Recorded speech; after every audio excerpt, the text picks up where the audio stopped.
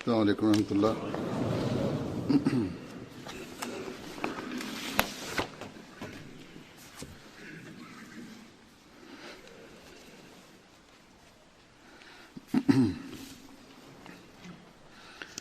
أشهد أن لا إله إلا الله وحده لا شريك له وأشهد أن محمدا عبده ورسوله أما بعد فأعوذ بالله من الشيطان الرجيم بسم الله الرحمن الرحيم الحمد لله رب العالمين الرحمن الرحيم مالك يوم الدين إياك نعبد وإياك نستعين اهدنا الصراط المستقيم صراط الذين أنعمت عليهم غير المغضوب عليهم ولا الضالين.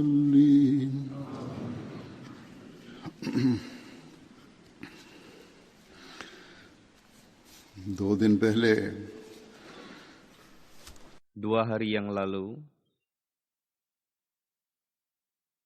seorang khadim jemaat Muhtaram Mirza Khursyid Ahmad Sahib telah wafat. Inna lillahi wa inna ilaihi raji'un. Beliau telah dianugerahi oleh Allah Ta'ala hubungan persaudaraan dengan Hadrat Masih Maud alaihissalam, baik rohani maupun jasmani. Ini merupakan hukum Allah Ta'ala bahwa orang yang lahir di dunia ini, suatu hari dia pun akan kembali lagi kepadanya.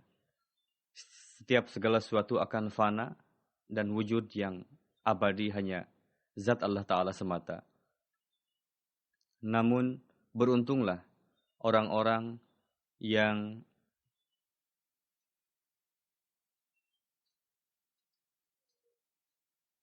berupaya untuk menjadikan kehidupan yang dianugerahkan ini sebagai sesuatu yang memiliki tujuan dan berusaha untuk meraih keridhaan Allah Ta'ala dan memahami bahwa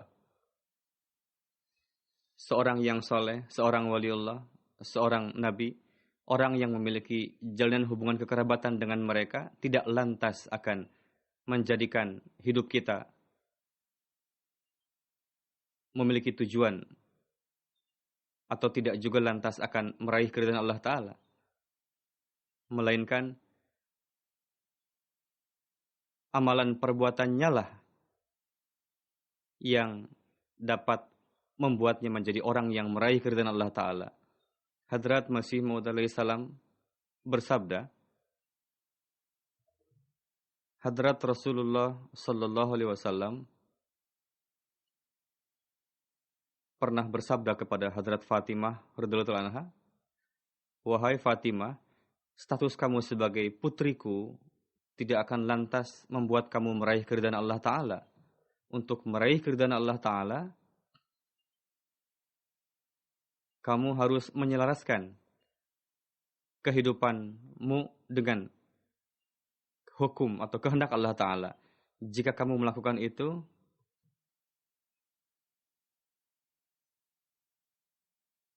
dan tetap harus ada rasa takut kepada Allah Ta'ala, semoga Allah Ta'ala menerima upaya-upaya itu dan mendapatkan husnul khatimah, yakni akhir kehidupan yang baik."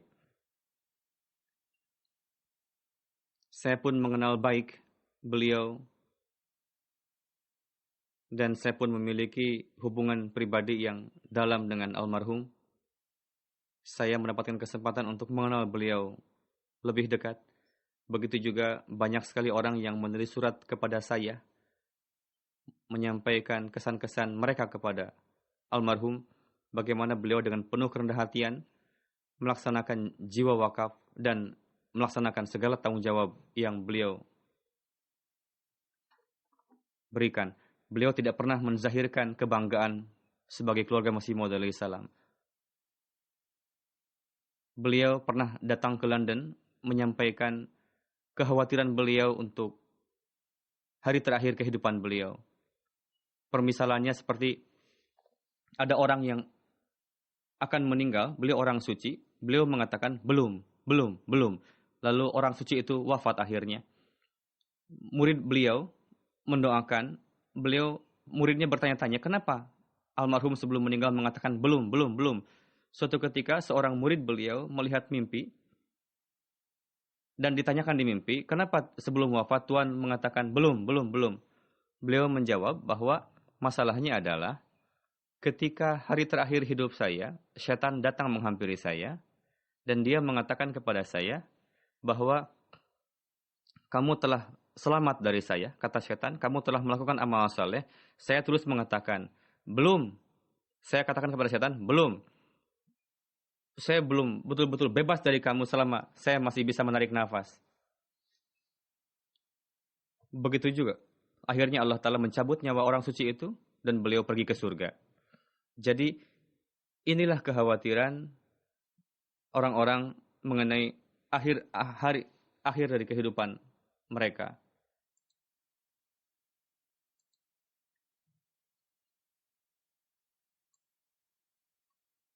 Beliau pun almarhum menyampaikan kekhawatirannya mengenai akhir kehidupan beliau nanti. Dan beliau orang yang memahami ruh wakaf. Dan beliau giat. Orang suci yang rajin bekerja. Dan beliau wafat sesuai dengan waktu London sekitar pukul 10 malam. Pada usia 85 tahun. Beliau adalah cicit dari Hadrat Masih Maud alaihi salam. Beliau adalah cucu dari Hadrat Mirza Sultan Ahmad Sahib yang merupakan putra dari Hadrat Masih Maud alaihi salam.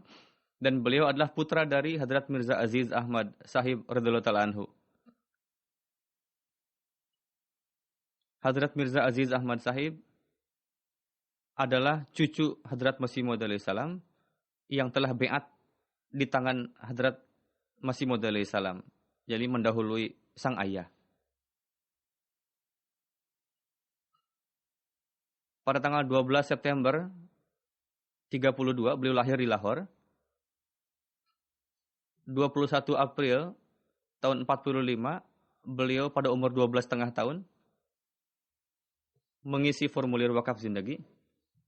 Beliau saat itu sedang di kelas 9, lalu beliau melakukan metrik di Kadian High School, lalu menuntut ilmu di TI College.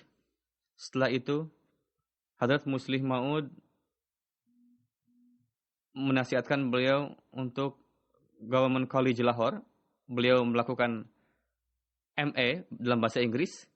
10 September tahun 55 beliau sebagai wakaf zindagi di TI College bekerja, dan 17 tahun beliau memegang bidang bahasa Inggris dan beliau dengan penuh gigih mempersiapkan materi belajaran. Saya pun sebagai murid beliau dulu, dan banyak sekali murid-murid yang lain mengatakan, mahasiswa yang lain mengatakan bahwa beliau bekerja keras dalam mempersiapkan materi kuliah. Beliau betul-betul menguasai materi yang akan disampaikan. Untuk itu, beliau sangat dicintai oleh para mahasiswa. Pada tahun 64, English Phonetic, untuk kursus English Phonetic, beliau mendapatkan beasiswa dari Inggris, lalu beliau pergi ke Inggris selama setahun untuk menuntut ilmu di sana, mendapatkan beasiswa. Pada tahun 74, pada tahun kekisruhan, pada tahun 74, almarhum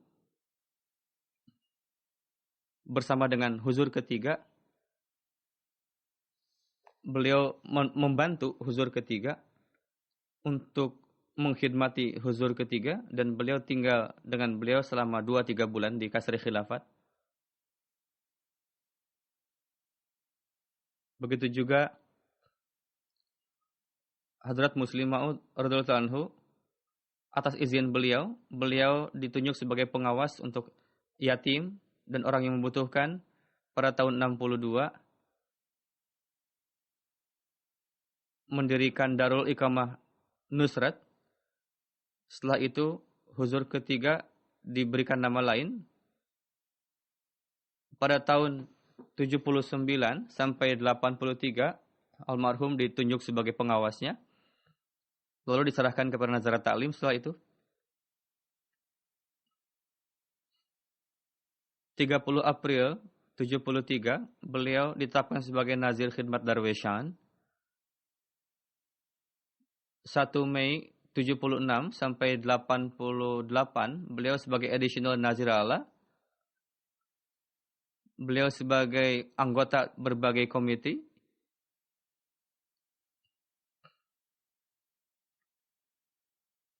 Oktober 88 sampai September 91 ditunjuk sebagai Nazir Umur Ammah. Agustus 92 sampai Mei 2003 sebagai Umur Kharijah. Setelah itu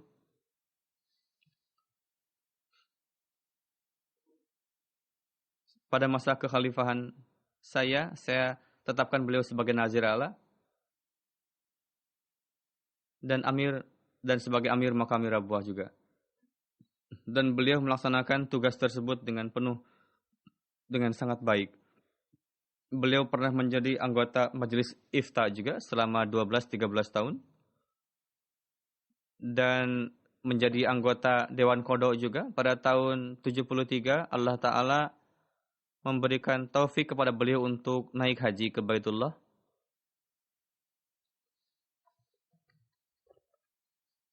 Pernikahan beliau pada 26 Desember 55 itu disampaikan khutbah oleh huzur kedua. Selain beliau ada 5 orang yang nikah saat itu. Lalu huzur kedua di dalam khutbah nikah tersebut menyampaikan bahwa berkenaan dengan almarhum,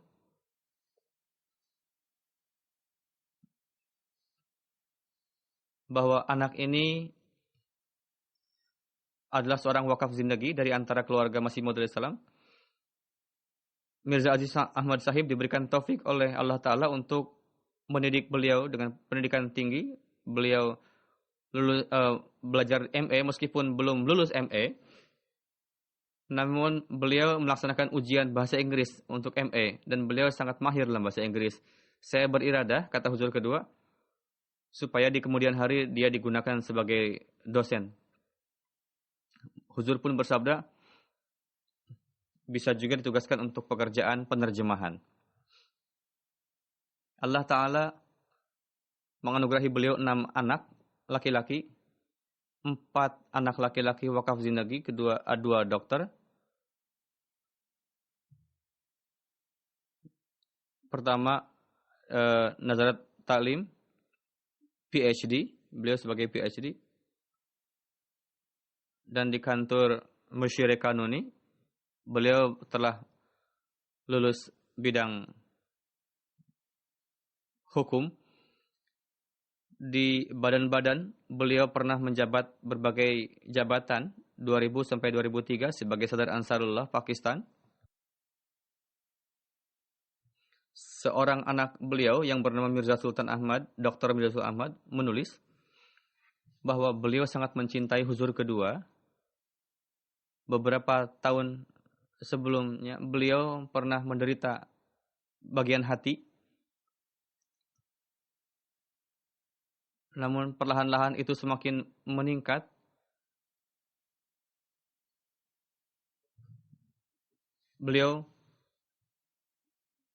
Putra beliau mengetahui beliau sakit, lalu dijemputlah beliau dengan Dr. Nuri. Di jalan berjumpa, Mirza Khushid Ahmad Sahib mengatakan ketika bertemu di jalan tadi, doakan untuk saya di sepanjang jalan saya berdoa, semoga saya sampai di Rabwah.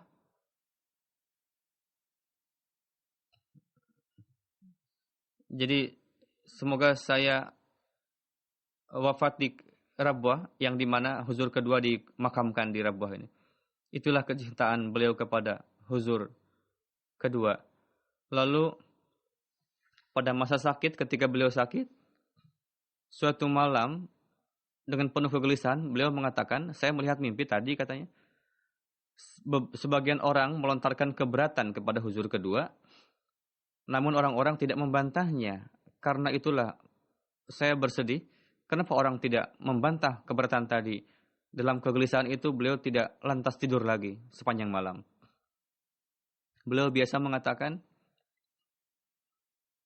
huzur, bahwa kebencian orang-orang kepada para penentang kepada huzur kedua lebih banyak dibanding kepada Hazrat Masih Maud salam. Karena para penentang beranggapan bahwa ini sampai batas tertentu benar pernyataan seperti ini, karena huzur kedua telah betul-betul membuat nizam jemaat dan mengokohkannya. Jika beliau tidak menciptakan nizam jemaat ini, maka di benak para penentang Islam, jemaat tidak akan maju seperti ini. Ya, meskipun ini sudah takdir Allah Ta'ala, jemaat ini akan maju. Namun, para penentang lebih menentang huzur kedua, karena katanya, huzur kedua telah betul-betul mengokohkan nizam jemaat Ahmadiyah ini, sehingga tangguh. Pada tahun 74, seperti yang saya katakan, tim yang dibuat oleh huzur ketiga, beliau berkhidmat di dalamnya, dan beliau bisa tinggal di Kasr Khilafat sampai beberapa masa tertentu, 2-3 bulan, beliau diizinkan di tengah-tengahnya untuk pergi ke rumah. Lalu 1-2 jam beliau biasa pulang ke rumah. Menemui anak pun biasanya beliau di kantor. Beliau menentukan, saya melihat bahwa huzur ketiga bermalam-malam, tidak tidur. Terkadang beliau sambil duduk pun tertidur, saking beratnya. Dan sepanjang malam, sepanjang hari, menyibukkan diri untuk mengkhidmati jemaat. Begitu juga orang yang tugas dengan huzur ketiga, mengkhidmati huzur ketiga, ikut terjaga hidup. Putra beliau meriwayatkan juga, pada tahun 84, ketika kondisi mencekam, almarhum bergabung ke dalam tim huzur keempat. Beliau biasa mengatakan bahwa dalam kondisi yang sangat mencekam pun, huzur ketiga dan huzur keempat, alih-alih panik, beliau malah rileks dengan penuh ketenangan menghadapi itu semua. Dan beliau mendapatkan kemuliaan ketika huzur keempat hijrah ke London, maka dari Rabwah ke Karachi, beliau ikut serta dalam rombongan itu, almarhum itu. Begitu juga, meskipun sakit, pada tahun 2010 ketika terjadi 28 Mei, peristiwa pensyahidan di Lahore, pemboman di Lahore, pada saat itu dalam kondisi yang genting dan darurat, beliau dengan penuh keberanian menangani peristiwa tersebut, dan setiap yang syahid, meskipun musim cuaca sangat panas, beliau memimpin salat jenazah dan memakamkan para jenazah. Beliau sangat memperhatikan kehormatan orang lain, gelar. Mirza Adil Ahmad, putra beliau, ketika mengirimkan laporan dari Makami Rabwah kepada beliau, kepada almarhum, suatu ketika terjadi kekurang hati-hatian, nama Rasulullah SAW, setelah nama Rasulullah hanya ditulis huruf shad saja, singkatan. Sedangkan Masih Maud salam disertakan alaihi salam, penuh tulisannya. Lalu ditekankan oleh beliau almarhum menasihati supaya untuk memperhatikan kehormatan seperti ini. Hendaknya di belakang nama Rasulullah SAW ditulis lengkap Sallallahu Alaihi Wasallam. Beliau sangat dawam sholat, meskipun dalam kondisi yang darurat beliau memperhatikan ketika akhir hayat beliau di rumah sakit, beliau melaksanakan salat terpisah sendiri kecuali dalam kondisi beberapa saat. Sebagai nazir Allah berkenaan dengan kasus jemaat, beliau sangat khawatir. Beliau berkali-kali menanyakan, mengkonfirmasi di rumah sakit pun, bagaimana kasus ini, bagaimana kabar terbaru mengenai kasus si Anu. Begitu juga sebagai nazir Allah dan amir makami,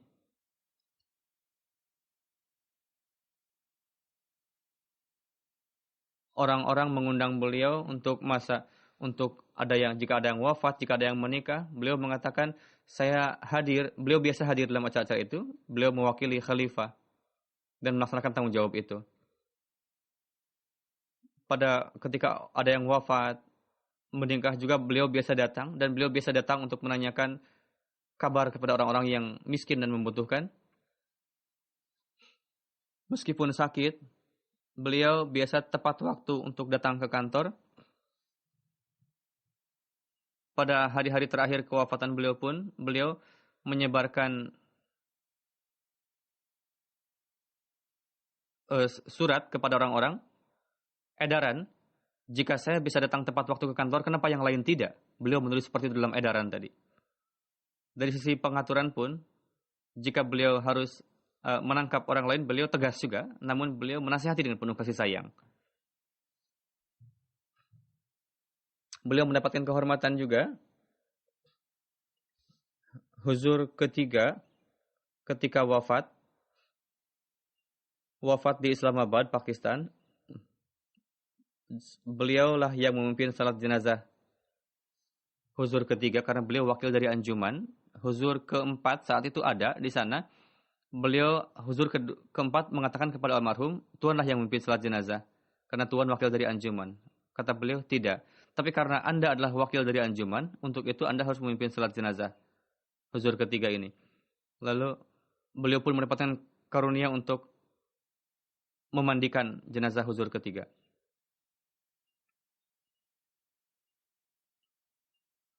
Mukarram Mirza Ghulam Ahmad Sahib menulis, pada tahun 74, almarhum tinggal 2-3 bulan di sana. Ketika kondisi lebih baik, lalu huzur ketiga mengatakan kepada almarhum, silakan Anda pulang. Namun setiap hari beliau datang setelah sarapan, dan setiap hari beliau memberikan laporan dan melaksanakannya tanpa henti. Begitu juga Mirza Ghulam Ahmad Sahib menulis,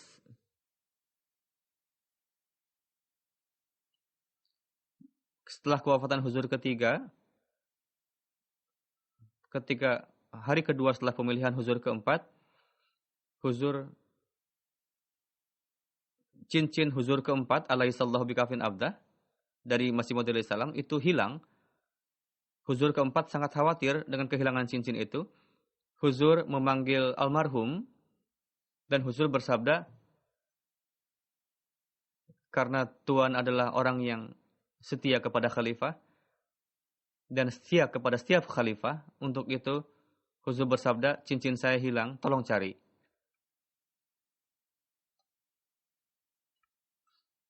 Dan cincin itu ditemukan lagi dengan karunia Allah Ta'ala. Pada tahun lalu, istri beliau pun wafat. Beliau pun sedang sakit saat itu. Dan ada keluhan di hati juga. Saya katakan kepada beliau, datanglah ke Jalsah di UK di sini. Pertama-tama beliau menjawab dengan nada khawatir, mungkin saya tidak bisa melakukan safar karena kesehatan, tidak mendukung. Namun kemudian beliau bisa datang, dan di sini alhamdulillah sehat walafiat. Beliau setiap hari menemui saya, setiap malam. Dan beliau tidak memperdulikan cuaca. Beliau setiap hari menemui saya di malam hari. Mukarramah Fauzia Syamim Sahibah, Sadar Lajnah Lahore, Beliau adalah putri dari Nawab Sahibah, yakni putri dari terkecil dari Huzur kedua. Beliau mengatakan setelah menjabat sebagai Nazir Allah, keistimewaan beliau semakin nampak. Beliau seorang khadim jemaat, khadim agama yang sangat rendah hati. Berkali-kali saya menelepon almarhum ketika meeting, beliau mengatakan silakan telepon lagi. Terkadang saya mendapatkan pengajuan dana dari anggota, lalu saya menelepon almarhum menyampaikan permohonan maaf karena terpaksa, dan almarhum dengan penuh kesabaran, kerendahan hatian mengatakan silakan ambil uang dari Pak Amir, saya akan kirimkan uangnya. Beliau orang yang penuh simpatik kepada orang-orang. Saya tidak pernah melihat orang yang simpatik seperti beliau, almarhum. Suatu ketika ada seorang anak perempuan mendapatkan masalah besar, hampir hilang anak itu. Saya kirimkan kasus itu kepada almarhum, lalu beliau menanganinya dengan penuh kasih sayang. Pada saat itu beliau sedang perjalanan ke Kadian juga untuk jalsah. Beliau mengatakan, saya pergi ke Baitul Doa di Kadian, katanya mendoakan untuk anak perempuan ini. Alhamdulillah anak itu menjadi baik sekarang dan dia menikah. Lalu almarhum pun memberikan satu set perhiasan kepada anak perempuan itu. Beliau penuh kasih sayang. Almarhum orang yang penuh kasih sayang. Kapanpun saya meminta nasihat kepada beliau, beliau memberikan nasihat yang baik. Beliau seorang pendoa yang luar biasa. Kapan lagi mendapatkan wujud seperti ini? Semoga Allah Ta'ala memberikan nikmat pengganti beliau kepada khalifah. Dan semoga Allah Ta'ala. Chaudhry Hamidullah Sahib, wakil Ala Tahrik Jadid, menulis berkenaan almarhum bahwa ketika Talimul Islam College dipindahkan dari tahun 56 ke Lahore, dosen bahasa Inggris itu di Lahore saat itu tidak datang ke Rabuah. Pada tahun 55 dibuatlah bidang baru bahasa Inggris dan dipegang oleh almarhum. Bahasa Inggris beliau sangat bagus sekali. Pada saat kepemimpinan beliau, diawasi oleh beliau, standar bahasa Inggris college kita sangat baik. Beliau pun menulis bahwa beliau memiliki tabiat yang lembut, pemaaf. Beliau sangat memperhatikan orang-orang miskin, apakah itu secara pribadi maupun secara jemaat. Pada masa college, jalsa sarana, Khudam Ahmadiyah, Ansarullah, pengaturan jalsa, beliau betul-betul mendukung kami. Dan beliau biasa ikut serta dalam kebahagiaan maupun kesedihan orang lain, kepernikahan, kewafatan, beliau selalu hadir. Ketika ada yang meninggal karyawan jalsa dan beliau tidak mengetahui kabarnya, beliau menyampaikan penyesalannya. Kenapa saya tidak tahu? Tufail Sahib, karyawan, beliau mengatakan bahwa almarhum memiliki banyak sekali kelebihan, tidak mungkin diutarakan satu persatu. Almarhum adalah orang yang penuh kasih sayang, penuh cinta, rendah hati, lembut, dan merasakan kesedihan orang lain, sederhana namun penuh wibawa. Beliau wujud yang sangat indah. Saya lebih kurang 10 tahun bekerja di bawah naungan beliau. Saya tidak ingat apakah beliau pernah marah kepada saya atau belum. Jika ada kekeliruan yang saya lakukan, beliau dengan penuh kasih sayang memberikan petunjuk kepada saya. Lalu Nazarat Ulia, ada seorang mubalik yang bekerja di sana, mengatakan beliau menghadapi penyakit yang panjang itu dengan penuh kesabaran. Saya hidup bersama dengan beliau dalam masa yang lama.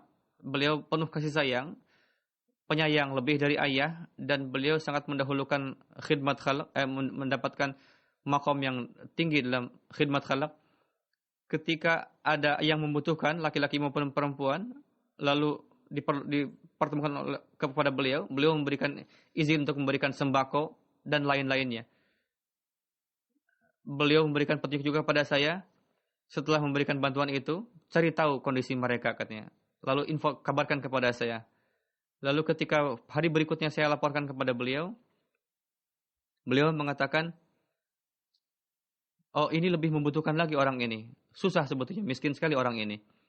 Saya katakan kepada beliau, tapi belum dibantu orang ini.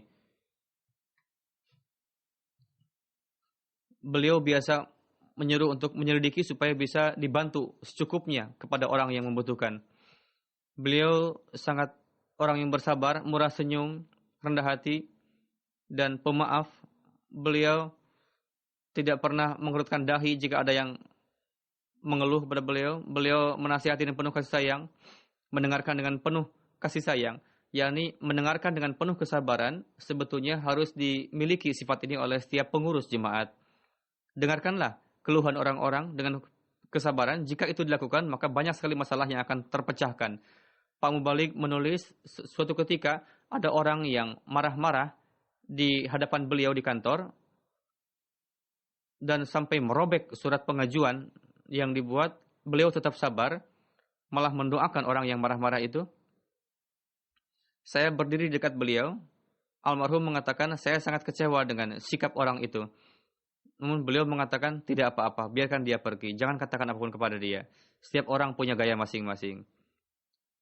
Bagaimana kesabaran beliau, keberanian beliau, meskipun beliau lemah kesehatannya, beliau memiliki kekuatan fisik yang luar biasa. Dan daya ingat beliau sangat kuat.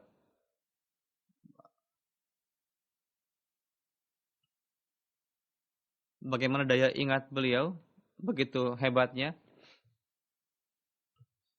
Ratusan surat dan laporan biasa beliau lihat, tapi berkali-kali jika terkadang ada kasus filenya yang sudah difailkan berbulan-bulan yang lalu, jika orang yang berkasus tadi meminta untuk dilakukan lagi, harus dicari lagi surat-surat lama dan karyawan mencarinya di komputer, namun beliau masih ingat bahwa kasusnya begini.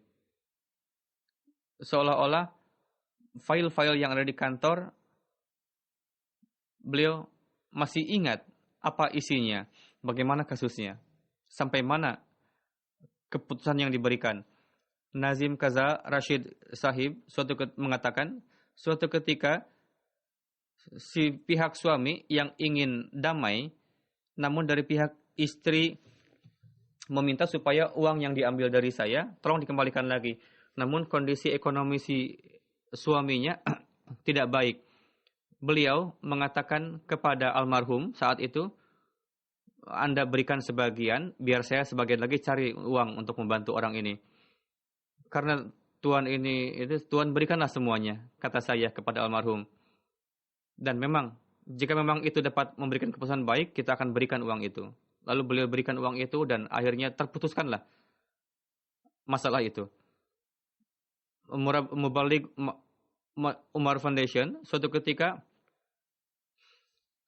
saudari saya sakit kulit, ingin tempat yang higienis, lalu membutuhkan tempat tinggal untuk di guest house beberapa hari.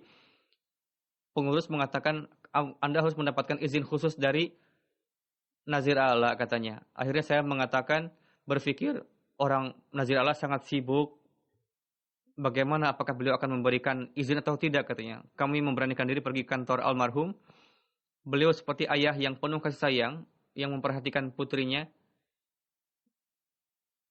Beliau menjauhkan kesulitan kami dan beliau mengizinkan untuk kami tinggal sementara di guest house.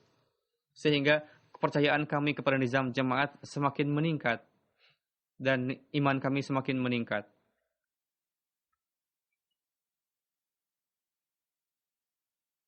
Amir Zila Khushab Munawar Sahib menulis,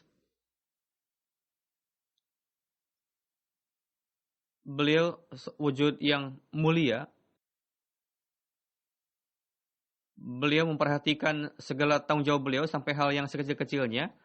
Beliau melaksanakan tanggung jawab sampai ke hal yang sehalus-halusnya. Saya akan sampaikan satu kisah.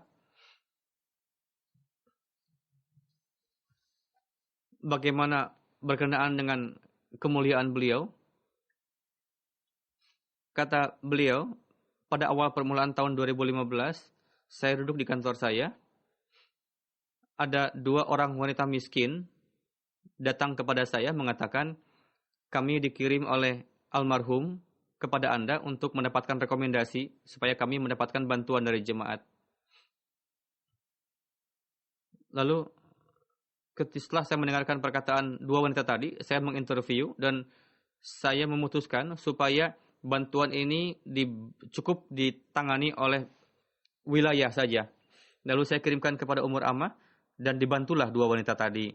Hari yang berikutnya, saya duduk di kantor saya, almarhum menelepon saya, mencari tahu dari saya bahwa saya telah mengirim 2 wanita perempuan yang miskin kepada Anda.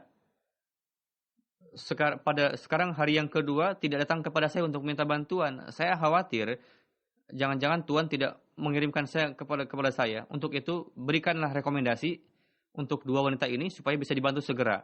Lalu saya mengatakan karena sudah dibantu oleh level wilayah saya sudah cukup, untuk itu saya tidak mengirim mereka kembali kepada Tuhan. Beliau mengatakan bagaimana perhatian beliau, kegelisahan beliau jika tidak dapat memberikan bantuan kepada orang miskin. Beliau itu perhatian beliau untuk perasaan seperti ini harus dimiliki oleh setiap pengurus jemaat. Yakni bagaimana harus bekerja.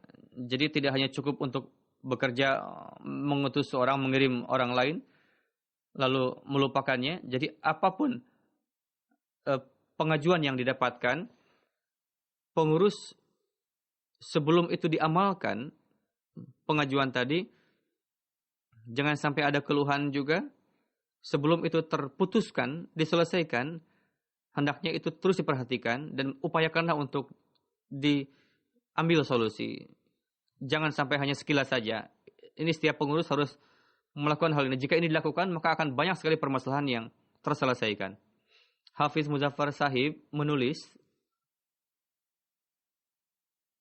almarhum, saya sebagai saksi bahwa almarhum memberikan kecintaan kepada khilafat yang luar biasa dan beliau melaksanakan hak kewajiban yang luar biasa kepada jemaat sampai akhir hayat beliau. Tidak ada kekurangan sedikit pun dalam ketaatan dan kecintaan kepada khilafat. Dan pelaksanaan hukukullah dan hukukul ibad juga beliau mengamalkan sedemikian rupa. Setiap saat beliau mendapatkan jabatan yang tinggi dalam jemaat, namun beliau melaksanakan itu dengan penuh tanggung jawab dan kerendahan hati. Begitu juga Hafiz Sahib menulis, beliau sangat dawam dalam salat berjamaah. Ini merupakan teladan yang baik dari beliau bagi kita semua. Sadr Ansarullah, ketika beliau menjabat sebagai Sadr Ansarullah, di dalam berbagai meeting, pertemuan, beliau senantiasa menekankan untuk salat berjamaah. Beliau sendiri mengatakan, jika kalian mengatakan saya terus bicara mengenai salat berjamaah saja, saya tidak peduli. Sebelum ini diamalkan, saya akan terus mengingatkan Anda untuk salat berjamaah ini. Jadi para pengurus, saya melihat sebagian pengurus jauh-jauh untuk salat berjamaah, terkadang salat wajib pun ditinggalkan terkadang. Beliau meskipun dingin, panas, beliau datang tepat waktu ke kantor. Hafiz Sahib mengatakan sangat sulit untuk melupakan bagaimana kasih sayang beliau, kerendahan hatian beliau. Beliau tepat waktu datang, disiplin, dan itu teladan bagi kita semua.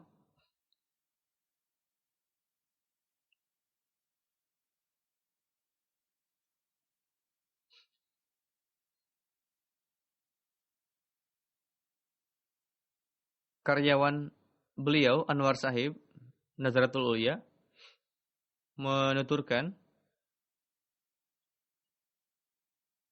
bahwa sangat sulit untuk melupakan kebaikan beliau. Meskipun beliau sudah sepuh dan sakit, beliau datang tepat waktu dan sibuk berkhidmat.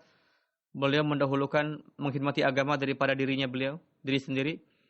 Sampai akhir hayat beliau, 1 Januari beliau datang dan beliau sedang sakit keluhan nafas dan beliau sangat sulit menderita dan beliau berusaha untuk menyembunyikan penderitaan itu. Beliau mengatakan, sekarang saya kurang sehat, untuk itu saya akan segera pulang hari ini. Saya tidak bisa duduk di kantor. Bukanlah artinya di rumah saya tidak akan bekerja. Beliau mengatakan, bawalah surat-surat ke rumah saya untuk ditandatangani. Karyawan itu mengatakan, saya membawa surat-surat ke rumah beliau, ditandatangani oleh beliau. Karyawan mengatakan, biar nanti saja sebagian lagi Tuan, karena Tuan kurang sehat. Namun beliau tetap mengatakan, tidak, sekarang saya akan tanda tangani surat-surat itu.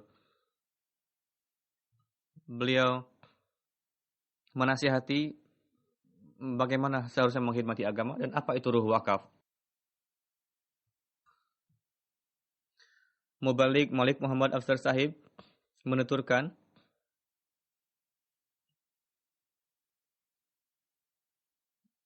wajah tertunduk setelah salat asar di Masjid Mubarak, larut di dalam membaca Al-Quran Karim. Itulah kebiasaan beliau, dan beliau mendengarkan keluhan orang lain dengan penuh kasih sayang dan memberikan solusi. Inilah semua pemandangan yang biasa disaksikan oleh orang Rabuah dari beliau. Ketika belajar di jamiah, dalam kondisi saya sangat gelisah saat itu dan masalahnya sangat berat, solusinya adalah doa. Saya pergi ke kantor almarhum, meskipun beliau sibuk luar biasa. Saya dipanggil ke kantor beliau. Ketika saya sampaikan semua permasalahan saya, beliau, maksud saya untuk meminta doa, namun beliau menanyakan secara detail permasalahan saya. Saya tidak terpikir sebelumnya untuk mengambil waktu banyak dari beliau, namun beliau memberikan waktu yang banyak kepada saya dan menzahirkan kasih sayang. Setelah itu, setelah saya keluar dari kantor beliau, saya merasa permasalahan yang menjadi berat beban bagi saya merasa ringan lagi. Jadi inilah penentraman yang harus dimiliki oleh setiap pengurus kepada orang lain. Beliau menulis, beliau orang yang lembut, penuh kasih sayang. Ada yang mengatakan, ketika saya masih muda, masih anak-anak, saya sedang belajar mengendarai motor saat itu. Saya menabrak palang board di depan rumah almarhum. Saat itu beliau sedang menyiram tanaman. Saya sangat takut saat itu dan saya sangat merasa malu karena saya salah. Saya pun mengendarai motor di bawah usia saat itu di depan beliau. Jika orang lain pasti akan marah kepada saya. Tapi bagaimana beliau penuh kasih sayang menghampiri saya dan membantu saya untuk bangun, lalu bertanya kepada saya, kamu tidak terluka karena? Lalu menasihati saya untuk menghargai kehidupan saya. Untuk itu, beliau sangat mencintai para mubalik dan murabbi. Ilmu beliau sangat luas. Meskipun beliau memiliki keilmuan yang luas, beliau dengan penuh kerendahan hatian dan kelembutan menzahirkan kekurangan ilmu beliau. Ketika saya tunjuk beliau untuk menjadi wakil di acara wisuda jamiah, beliau menyampaikan sambutan pidato ketika itu.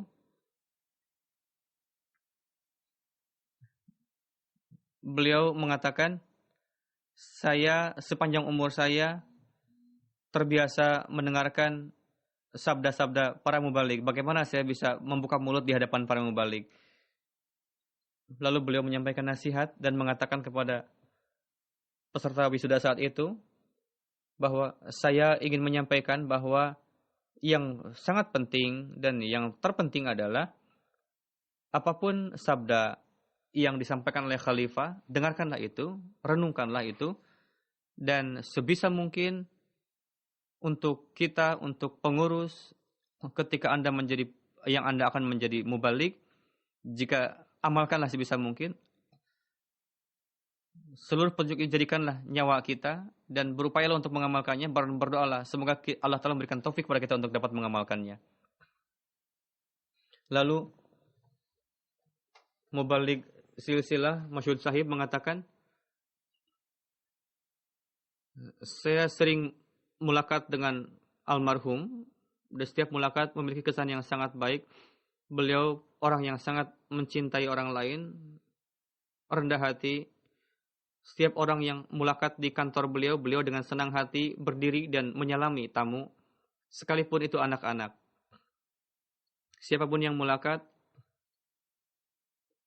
kepada beliau, beliau meninggalkan pekerjaan yang penting, beliau mendengarkan dengan penuh perhatian setiap keluhan orang-orang.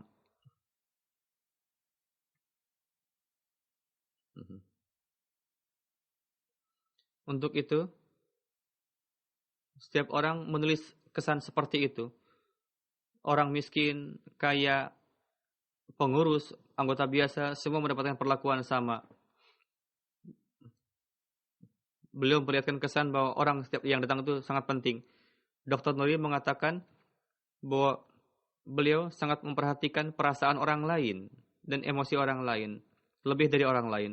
Suatu ketika ada seorang pasien yang mengajukan setengah harga untuk biaya. Lalu saya sampaikan kepada almarhum saat itu, Nazir Allah justru memaafkan, menggratiskan biaya. Dr. Sahib mengatakan, almarhum selalu mengatakan kepada saya bahwa khalifah memberikan petunjuk kepada saya untuk sebisa mungkin membantu setiap pasien sekuat tenaga yang membutuhkan. Untuk itu kewajiban bagi kita untuk mengamalkannya.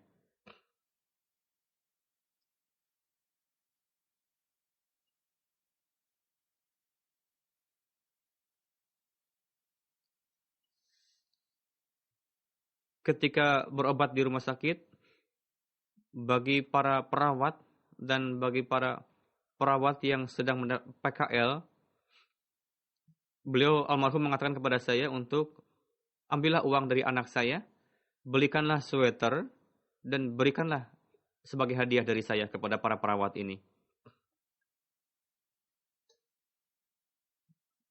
Suatu ketika Dr. Sahib menulis, terkadang keharuan beliau begitu dahsyatnya sehingga beliau tidak bisa zahirkan di hadapan orang lain. Jadi kondisi itu pula lah yang semoga Allah Ta'ala menganugerahkan ganjaran yang terbaik kepada Anda semua, sabda beliau.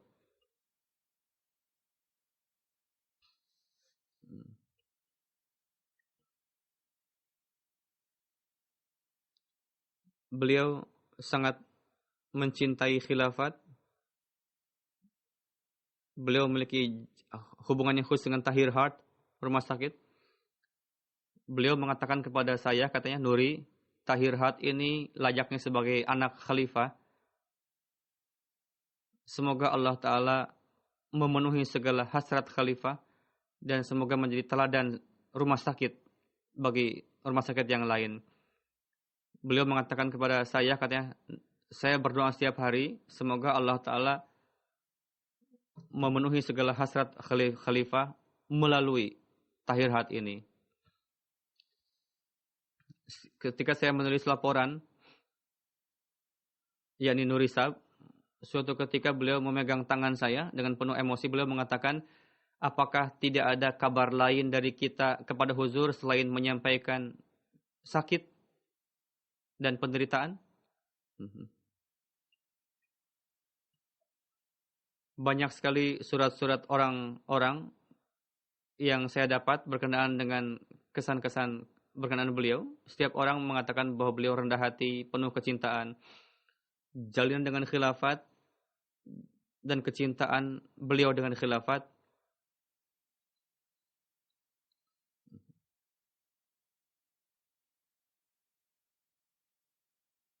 beliau pernah zahirkan di hadapan istri saya. Ketika istri saya mengatakan kepada beliau, Anda pasti mendoakan khalifah. Doakan juga untuk saya dan anak saya. Almarhum menjawab, di dalam sujud-sujud yang khusus, saya berdoa untuk khalifah dan istri dan anak beliau. Beliau mengatakan dengan penuh emosi saat itu. Beliau standar keitaatan beliau kepada atasan sangat luar biasa. Ketika Huzur keempat sakit, tahun 2000, saya dengan Mirza Khursyid Ahmad Sahib datang ke London saat itu. Saat itu saya sebagai Nazir Allah.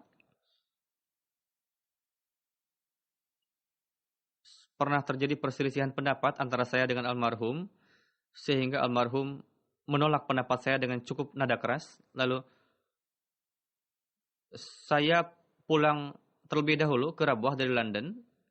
Beliau pulang di kemudian hari ke Rabwah. Ketika sampai di Rabwah, beliau datang ke kantor saya dan duduk dengan penuh keseriusan. Lalu mengatakan, saya ingin minta maaf kepada Anda, kepada Pak Amir. Saya telah melakukan kekeliruan, kesalahan, bahwa di London, perbedaan pendapat yang telah saya lontarkan, suara saya cukup tinggi saat itu. Ini adalah bertentangan dengan rasa hormat kepada Amir. Untuk itu saya mohon maaf, minta maaf. Meskipun saya katakan tidak apa-apa, beliau terus menyampaikan permohonan maaf kepada saya.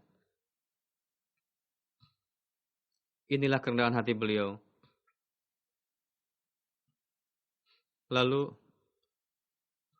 sisi islah, beliau mulai dari rumah. Beliau tidak hanya mengislah orang lain, lantas melupakan anak-anak yang tidak seperti itu. Beberapa tahun yang lalu, saya telah menulis surat yang ditujukan untuk seluruh keluarga Masih Maud salam untuk melaksanakan tanggung jawab dengan baik. Ada beberapa keluhan berkenaan dengan keluarga Masih Maud salam yang saya dapatkan. Untuk menjauhkan keluhan itu, saya menulis surat yang ditujukan kepada seluruh keluarga Masih Maud salam. Surat itu saya katakan untuk keluarga Masih Maud yang ada di Pakistan, kumpulkan dan tolong bacakan surat saya ini di hadapan mereka. Ketika beliau sampaikan surat dari saya kepada keluarga Masih Maud salam, beliau dengan penuh emosi menyampaikan, saya harus jelaskan bahwa putra-putri saya pun tidak luput dari kelemahan yang disampaikan oleh Huzur ini. Dan saya tandai itu.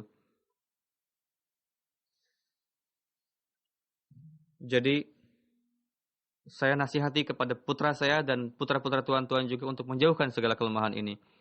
Dan apapun yang diharapkan oleh khalifah dari kita, kita harus berupaya sebisa mungkin untuk dapat melaksanakannya. Inilah kejujuran dan standar ketakwaan beliau. Semoga Allah Ta'ala memberikan taufik kepada putra-putri beliau untuk menegakkan kebaikan beliau. Semoga Allah Ta'ala memberikan kepada jemaat dan khalifah itu wujud-wujud yang setia, yang mukhlis, yang berjalan di atas ketakwaan. Amin.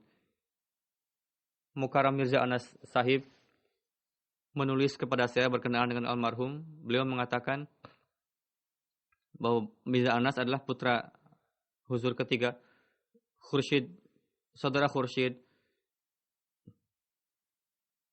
Beliau duduk di kaki khilafat dan terus mengkhidmati jemaat sekuat tenaga. Semoga Allah Ta'ala menerima pengkhidmatan beliau dan mencurahkan. Beliau telah melaksanakan hak dan tanggung jawab beliau di hadapan Allah Ta'ala. Semoga Allah Ta'ala pun memberikan taufik kepada kita semua untuk dapat melaksanakan hak dan kewajiban kita dengan baik. Setelah salat Jumat ini, saya akan memimpin salat jenazah gaib insyaallah ta'ala.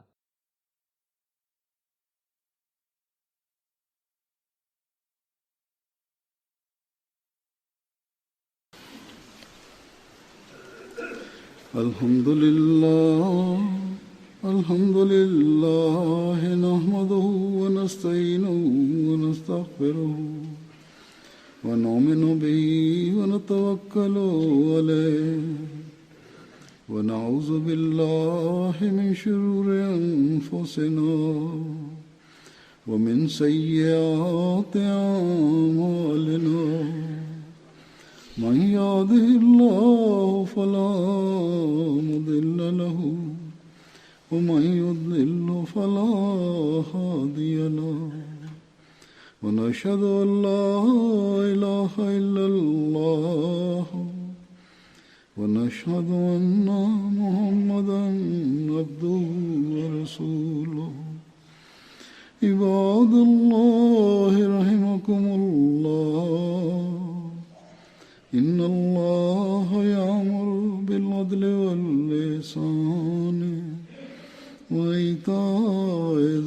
القربى وينهى عن الفحشاء والمنكر والبغي يعظكم لعلكم تذكرون اذكروا الله يذكركم وادعوه يستجب لكم ولذكر الله أكبر.